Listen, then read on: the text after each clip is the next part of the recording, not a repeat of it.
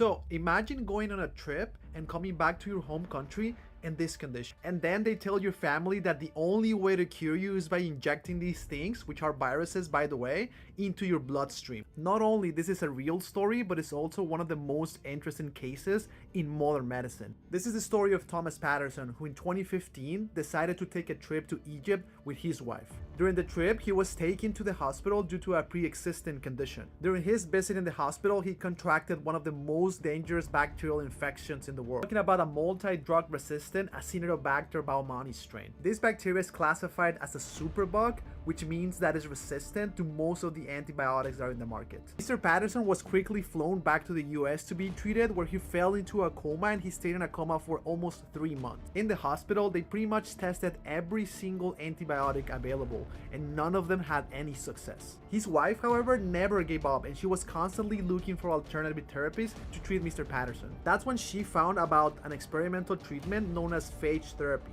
which consists in using these viruses, which are called bacteriophages, as antimicrobials or a replacement for antibiotics. These viruses have the capacity to target the specific bacteria that is causing the infection.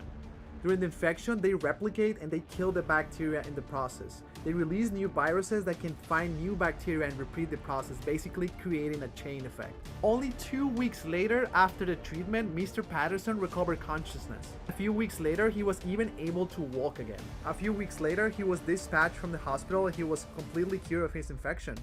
Here he is, very happy, posing with his wife, holding a picture of the bacteria that almost killed him and also the phage that was able to save him. The complete story is documented in the book The Perfect Predator that was written by Thomas and his wife Stephanie. So, would you give these viruses a chance to save your life? Let me know in the comments. Imagine you live in the 1950s and you are taken to the hospital because you have cancer. While you're at the hospital, they take a little piece of you for experimentation. And over 50 years after you pass away, that little part of you is still very much alive and being experimented with. This is the fascinating case of Henrietta Lacks, who at the age of 31 was sent to the hospital due to cervical cancer. While being at the Johns Hopkins Hospital, the doctors took a little bit of the cancer for experimentation. They did it without her knowledge or even her consent, which back in the days was a very common practice. As we know, medicine back then was rudimentary compared to today's standards. A few months later, back in 1951, Henrietta passed away, but the cells that were taken back at the hospital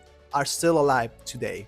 You see, doctors found that the cancer cells taken from Henrietta were not dying. Unlike healthy cells that normally replicate a set number of times and eventually age and die, the cancer cells were acting differently. For the first time, it was found that these cells were immortal. They would replicate infinitely without any signs of aging or even dying. These cells are still a little part of Henrietta.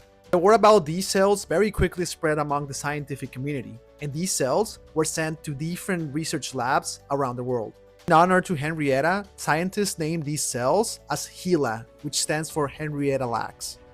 Over the years, Henrietta's cells became a very important model in medicine that was used for a lot of scientific discoveries, including the developing of the polio vaccine, advanced cancer research and chemotherapies, in vitro fertilization, and even to study the behavior of certain viruses such as HIV.